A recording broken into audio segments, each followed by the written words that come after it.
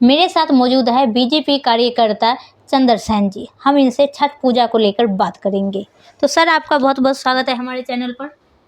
जी नमस्कार जी, जय श्री कृष्णा। जी सर, छठ पूजा की बात की जाए तो अभी मैं नहर में देख के आई हूँ कि बहुत सारा गंद पड़ा है, तो इसको लेकर क्या कहेंगे? देखिए, जो नहर में गंदगी पड़ी है ना, वो कोई अच्छी बात नहीं है। जी।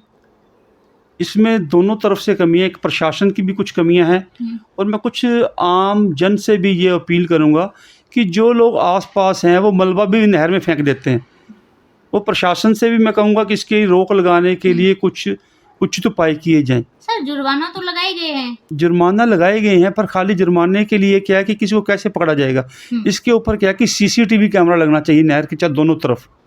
सीसीटीवी कैमरा होगा, कम से कम आदमी की पहचान होगी, उसकी गाड़ी का नंबर नोट होगा, कोई व्हीकल लेके आए उसका गाड़ी नंबर नोट होगा, तो उसको ट्रेस आउट कर सकते हैं हम। अदरवाइज़ ये तो है नहीं कि प्रशासन को भी मैं सहयोग करने के लिए बात कर रहा हूँ कि प्रशासन के पास इतनी फोर्स कहाँ है को नहर के साथ लगाए रखेगा। इसके लिए लोगों को जो एक उचित व्यवस्था करने या नहर के लिए ये गंदगी नहीं फेंकनी चाहिए।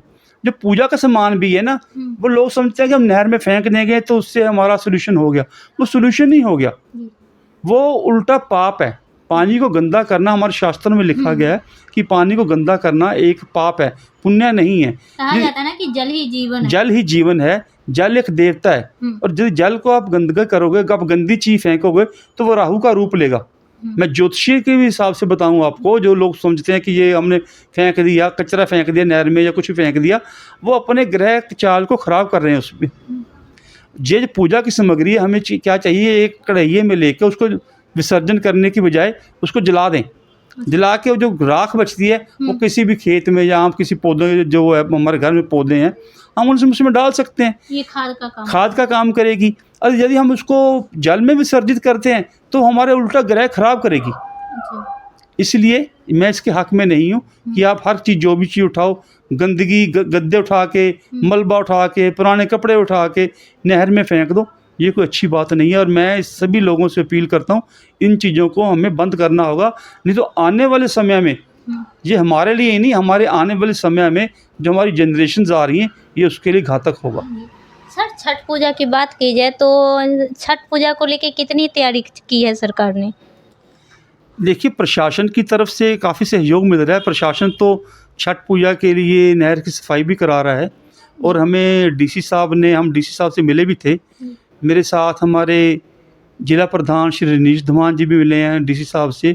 उसके साथ हमारे जो राष्ट्रीय अध्यक्ष, विश्व सनातन धर्म सभा के राष्ट्रीय अध्यक्ष हैं शेखड़ी साहब, वो भी डीसी साहब से मिले हैं। तो डीसी साहब ने हमें पूरी सहयोग देने के लिए आश्वासन दिया है और नहर की सफाई मेरे को लगता है कि 1-2 दिन में कंप्लीट हो जाएगी और वो नहर में पानी छोड़ने वाले हैं। सर, नहर की बात की जाए तो घाट बनाना चाहिए था, जो घाट नहीं बना है, व्रत करने वालों को काफ़ी मुश्किलों का सामना करना पड़ता है। इसको लेकर क्या कहेंगे?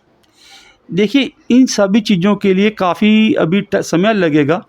हम आने वाले समय में मुख्यमंत्री जी से भी एक बार मिलने वाले हैं कि जो हमारे लोग हैं, प्रवासी लोग हैं, प्रवासी नहीं कहूँगा मैं, हिंदुस्तान के लोग हैं, प्रवासी नहीं हैं, वो पंजाब के ही वसनीक हैं। अब वो उनकी सुविधा को देखते हुए, सनातन धर्म की एक रिस्पेक्ट को देखते हुए, जैसे वो दूसरे धर्मों के लिए करते हैं, तो उनके लिए भी एक व्यवस्था करनी चाहिए।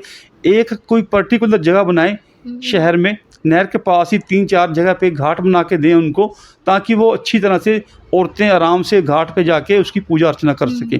यह मैं मुख्यमंत्री जी से भी और दूसरे प्रशासन से भी ये डिमांड करता हूँ, मांग करता हूँ कि उनकी व्यवस्था को देखते हुए, उनकी ज़रूरत को देखते हुए ये प्रशासन को इसकी व्यवस्था करनी चाहिए। सर, यात्रियों की बात की जाए तो ट्रेनों की सुविधा कितनी दी गई है, कितनी एक्स्ट्रा ट्रेनें चलाई गई है? देखिए, ये तो मैं केंद्रीय सरकार का बहुत धन्यवादी हूँ। लगभग 500 के लगभग एक्स्ट्रा ट्रेनें, नई ट्रेनें जो छठ पूजा के लिए उन्होंने चलवाई हैं। पंजाब सरकार के नहीं, वो केंद्रीय सरकार का काम है रेलवे को ट्रेनें चलाना, और मैं उनका बहुत बहुत धन्यवाद करता हूँ जिन्होंने छठ पूजा को देखते हुए 500 से भी ज़्यादा ट्रेनें हैं जो नहीं चलाई हैं, स्पेशल ट्रेनें। अच्छा, लुधियाना से चला? लुधियाना से भी चलती हैं, जम्मू से चल रही हैं, अमृतसर से चल रही हैं, पूरे देश से अलग अलग स्टेशनों से। मैंने आज भी देखा कि 500 से ज़्यादा ट्रेनें हैं जो उनके लिए एक्स्ट्रा चलाई गई हैं जी छठ पूजा वालों के लिए। जी, जाते जाते छठ पूजा वाले को क्या कहना चाहते हैं? सॉरी, मैं छठ पूजा वालों को भी छठ पूजा की बहुत बहुत बधाई देता हूँ।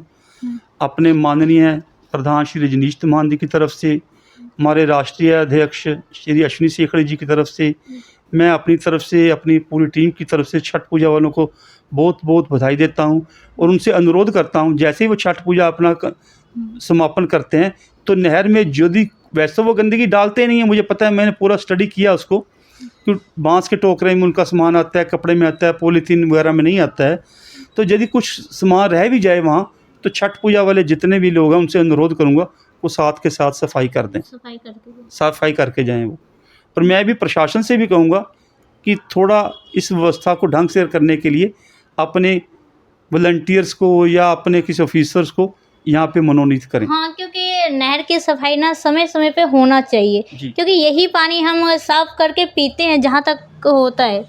ये पानी पीने का भी है, ये पानी हमारे आगे खेतों को भी लगता है। जिस पानी गंदा होगा हमारे खेतों में जाएगा तो फसल भी उसमें कुछ ना कुछ वायरस आ सकता है और हमारे स्वास्थ्य के लिए भी हानिकारक है।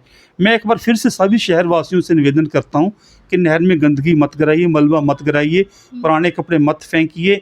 यदि कि पूजा का सामान है तो उसको घर में पास किसी कढ़ाई में रख के उसको जलाकर उसको किसी पौधों में डाल दीजिएगा। यही सबसे अच्छा उपाय यही है। और जो फूल वगैरह होते हैं उनकी तो अपने आप एक सामग्री बन जाती है, उसको जला दीजिए। धन्यवाद।